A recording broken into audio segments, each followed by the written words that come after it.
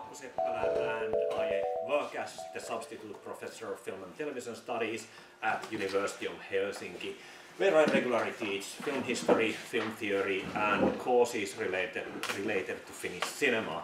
Just this autumn I finished teaching a course on Aki Kaurismäki's films. But in the past I have studied Finnish films from a transnational perspective, but in the recent years I have become more and more interested in television series like the ones that we have been discussing in this workshop. But really my major research interests lie in the field of transnational film history, film and television style, research of our film and television style, and analysis of our meanings, close textual analysis. And I guess that you could say that I am a formalist who is interested in cultural contextualization and interpretation of meanings, and not many formalists are interested in those things, but I try to combine, cultural approaches and formalist cognitive approaches in my work. And since finishing my PhD thesis 6 years ago on reception of Hollywood films in Finland in the silent era, I have conducted 2 postdoctoral projects. In the first, I studied the development of the style of Finnish silent cinema. I wanted to understand how the imported Hollywood films actually affected the stylistic development of Finnish film.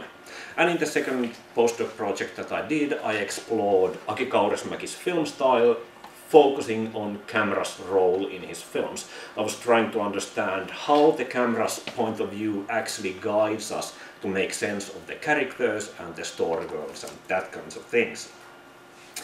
Well, as said, I have become recently interested in television series and especially in Nordic Noir. And it was really the stylistic aspects of Nordic Noir that I found intriguing and still do.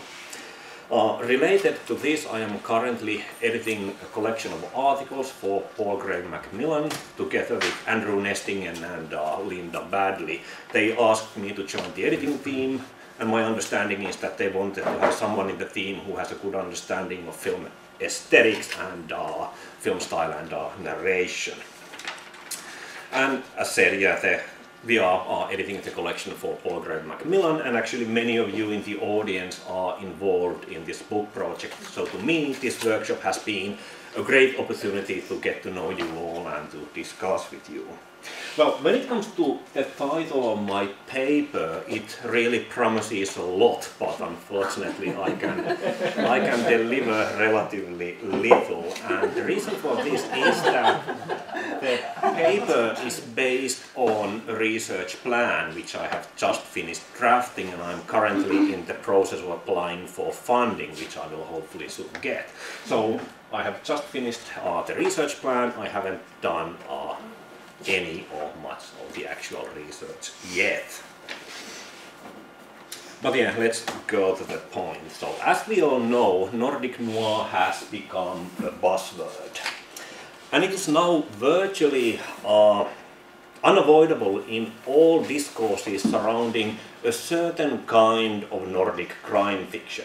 Not in relation to all Nordic crime fiction, but in relation to certain kinds of crime fiction, it is really unavoidable.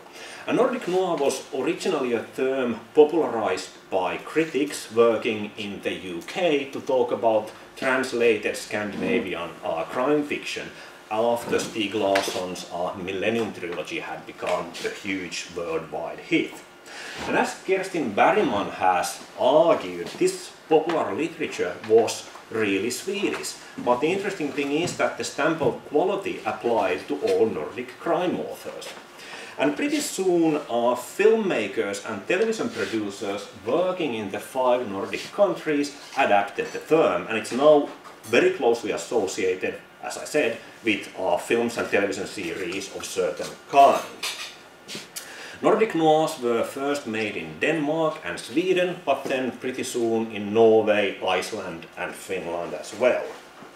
And since the turn of the 2010s, works such as The Girl with the Dragon Tattoo and The Bridge have thrilled audiences pretty much all over the world by providing very bleak and crime-ridden representations of life in the Nordic region. And my argument is that one cannot properly understand the formal and contextual significance of Nordic Noir unless one understands how its criticism of welfare states is fundamentally tied to its stylistic meanings.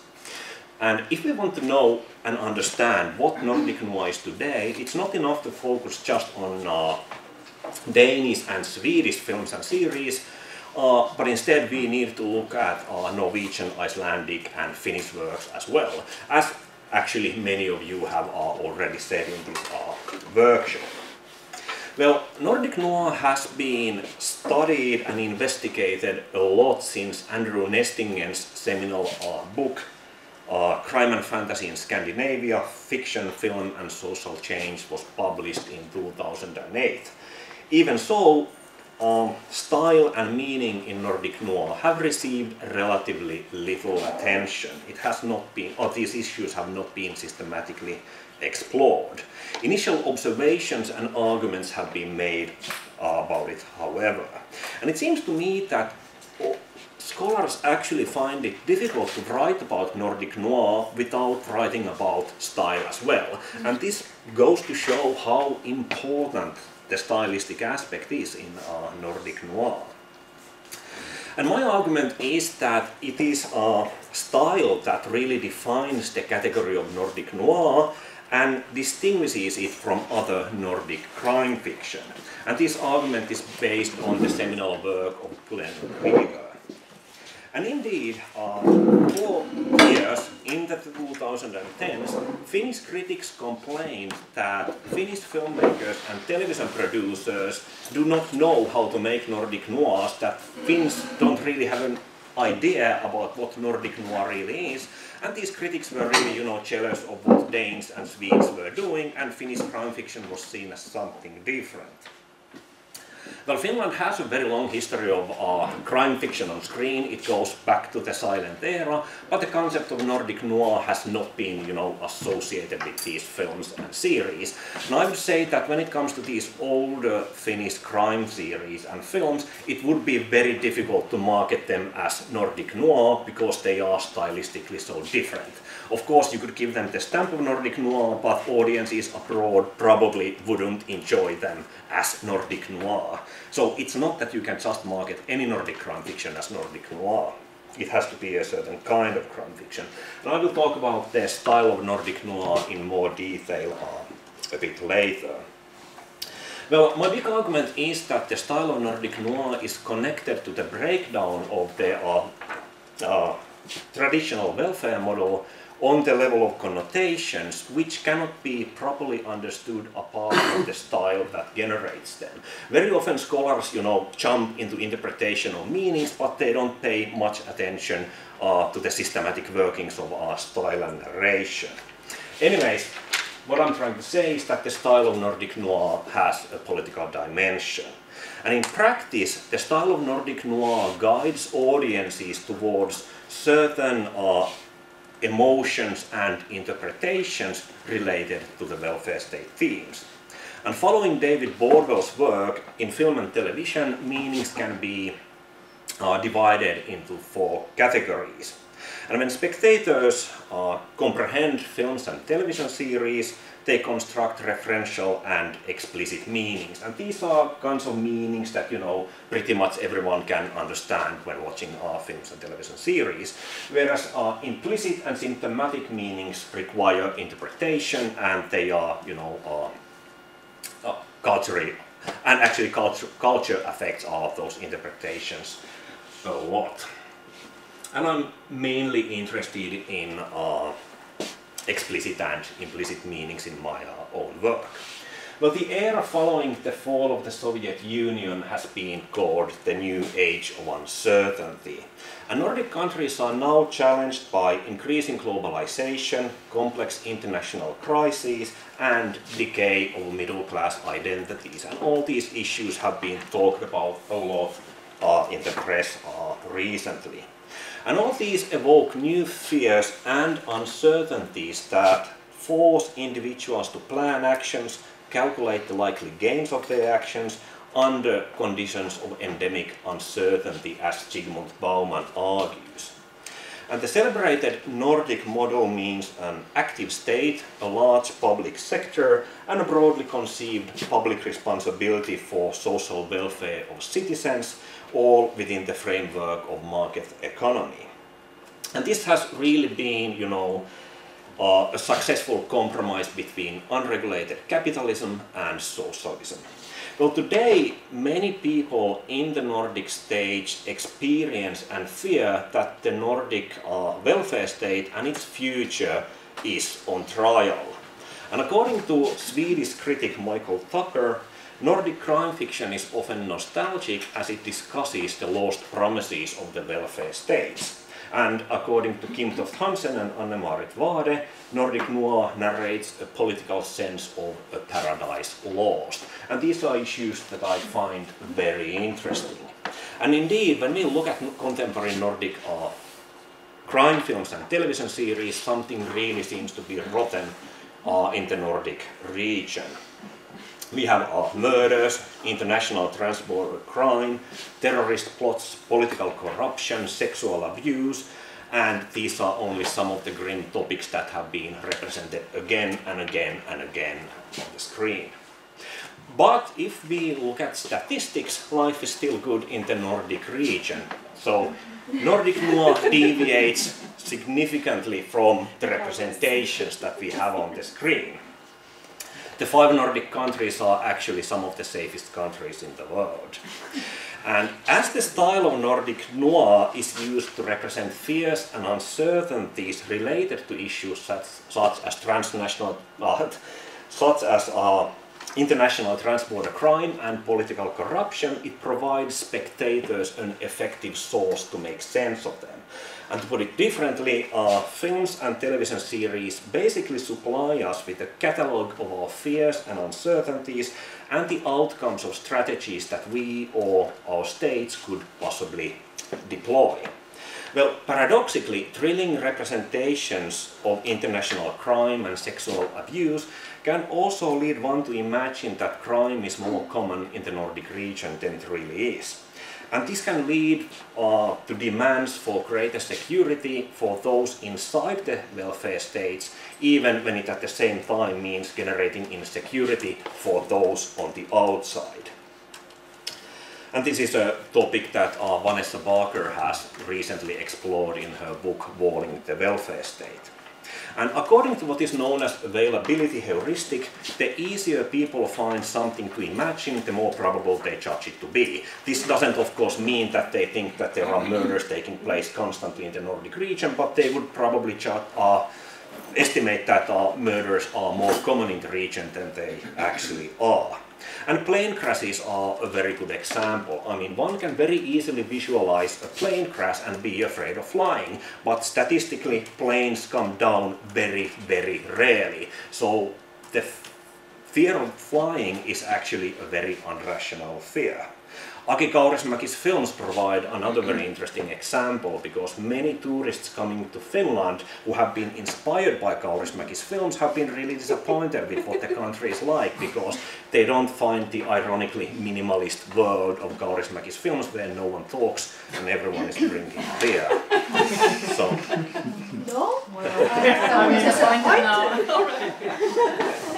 So, on a global level, Nordic Noir now guides audiences to reimagine welfare states. So these are themes and values and issues that are now in Nordic Noir associated with the welfare states are very different from the traditional way of thinking about welfare states. So in popular imagination, the Nordic region is now often associated with violent crime. Well, when it comes to style, it is best understood as significant and systematic use of the techniques of the medium.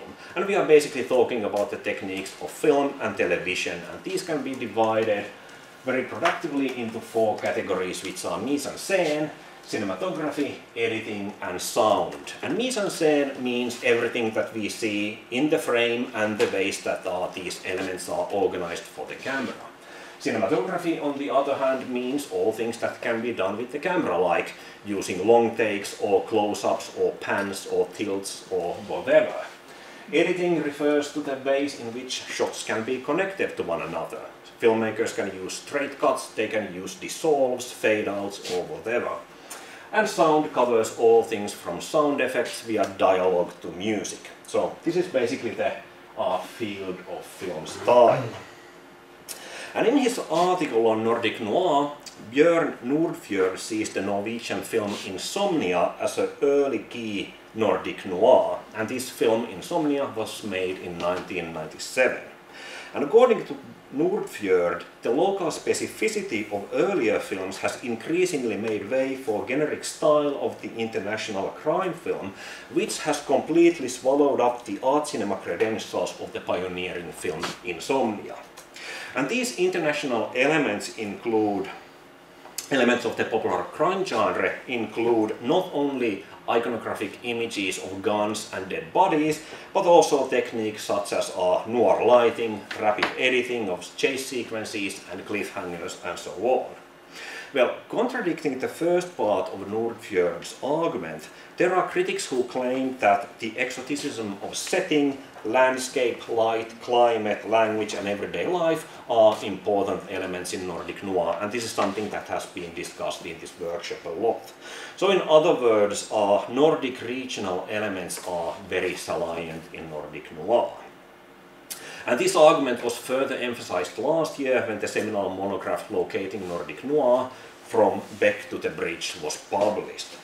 And as I see it, Nordic Noir scholars should now systematically indicate how the so-called local elements correlate and interact with the popular elements of the crime genre, like how these work together. We discussed Fortitude today and learned that the way in which these locations are represented in the series is not really realistic. These television makers are using certain conventions of the popular crime genre, of horror films and so on. So I'm very interested in how these popular conventions interact with the local elements. And in relation to this, I'm interested in exploring how this guides audiences to perceive the welfare states. Well, art cinema atmosphere of Nordic Noir has received significantly less attention, but the argument goes that these dramas are typified by dimly lit aesthetic that is matched by slow and melancholic pace, as Krieger has put it. And in the context of popular film and television, these are art cinema elements that stem from modernist minimalism. And minimalism is best understood as systematic reduction of expressive elements in a given form. And minimalism has a long history in Nordic cinemas and Nordic television. It goes all the way back to the silent era, and especially to the golden age of Swedish film, which lasted from 1917 to 1924. And it was then evident in the art films of Carl Theodor Dreyer and Ingmar Bergman. And today the best known Nordic minimalists are Aki Kaurismäki, Ruben Östlund and Roy Andersson. And these are all very famous minimalist art house filmmakers. So minimalism is a very big thing in Nordic cinema and also in Nordic Noir. So critics have been saying that Nordic Noir is slow, and this is obviously how they experience Nordic Noir. But we need to ask how slow it actually is, like how slow is slow? What does it mean that it is slow? Everyone is just saying that it is slow, but what does it really mean, and in relation to what it is slow? And I'm currently working on a book chapter in which I am measuring average shot lengths in Nordic Noir and focusing on minimalist acting techniques and other issues that, in my opinion, produce the experience of slowness. But nonetheless, I think that very good observations have been made about the style of Nordic Noir, but it hasn't been systematically explored. And my argument is that Nordic Noir needs to be explored as popular modernism, to use Kimmo Laine's concept, which refers to the use of art cinema elements in popular works. And this is something that Nordic Noir is definitely doing. Furthermore, it is vital to study Nordic Noir in the contemporary media environment in order to assess which of its stylistic features are unique. And what I also think is interesting and that we should do is that we should ask what are those conventions of the popular crime genre that Nordic Noir is not using. And when we think about the 90s and early 2000s, Quentin Tarantino's crime films were really, really popular. And Quentin Tarantino's coolness and celebration of crime is something that is actually missing from Nordic Noir. We don't have that stylized coolness and celebration of crime. I think the approach to crime is very different in Nordic Noir. So my argument is that it is productive to understand the style of Nordic Noir, understand Nordic Noir as a style that has a political dimension. And today the popularity of seminal Nordic Noir, such as The Bridge and For Brudersen, encourages Nordic filmmakers and television producers to borrow and paraphrase their stylistic conventions. And when they do so, the works can be very easily, promoted, marketed, discussed and received as Nordic Noir. And this is precisely what the makers of Border Town did in Finland. So we had several years of discussion that Finns do not know how to make Nordic Noir. Then in 2016 this new television series comes out, Border Town, Sorjonen, and everyone agrees this is Nordic Noir. Why? Because it uses certain stylistic conventions that have been popularized by these earlier series. And actually some critics began to complain that the series is nothing but a bad copy of The Bridge and so on. So there is also that side to it. Well, when defined as a style, the concept of Nordic Noir has analytical value. So I think it's a very useful definition or a very useful way to approach Nordic Noir. And as I see it, the style of Nordic Noir needs to be defined in terms of family resemblances. And members of a family resemble one another in various ways, but there need be no single collection of properties shared by everyone in the family, as George Lakoff has put it. And on the basis of their style, films and television series, I believe, can be defined as Nordic Noir on a scale from weak to strong intensity. So Nordic Noir can be used as a framework that helps us to, approach, understand and discuss these films and television series, but it does not have to be the only way in which these can be discussed and approached and so on. Well, I argue that when it comes to the style of Nordic Noir, it can be understood as the combination of the international conventions of the popular crime genre, modernist conventions of art cinemas, and elements specific to the Nordic region.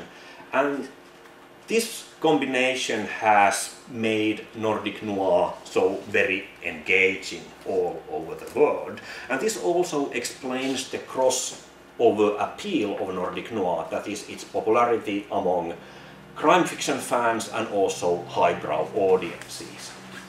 And just to finish, here's a set of research questions that I have just finished drafting and what I would like to do in my research project if I happen to get funding for it. Thank you.